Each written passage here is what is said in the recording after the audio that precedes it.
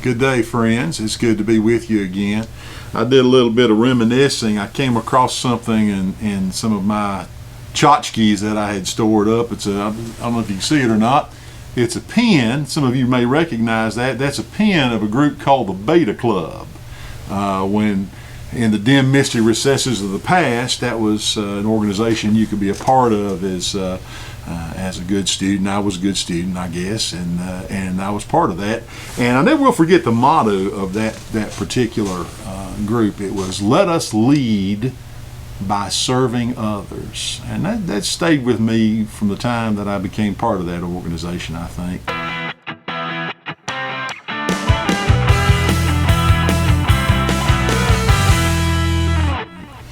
It sort of came to my mind when I was looking at our text for today. It's from Mark, the 9th chapter, verses 33 to 37.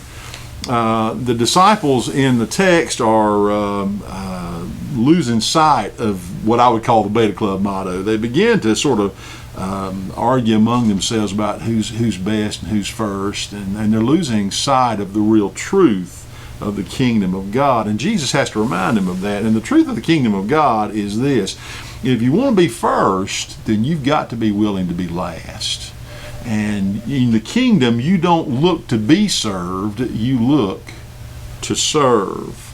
You remember when we were growing up in playgrounds, there would be always a competition about who got to go first, who got to be the team captain, who got to choose teams, things of that nature.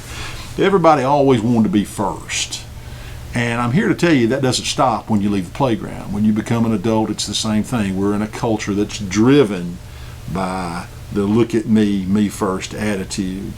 And our challenge as disciples we've got to remember is this: we've got to remember we can't fall victim to that mindset, because you and I are actually part of a kingdom ethic that tells us the exact opposite. That if you want to be great, then you've got to be willing to be humble. And we know that because the example has been set for us by the one who came not to be served, but to serve. And if we're going to be Christians, that is, little Christs, then we've got to follow the example of the greatest servant of all.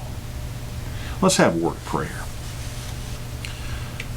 God, forgive us for the times that we put ourselves before you and others and fought with others out of competition and jealousy.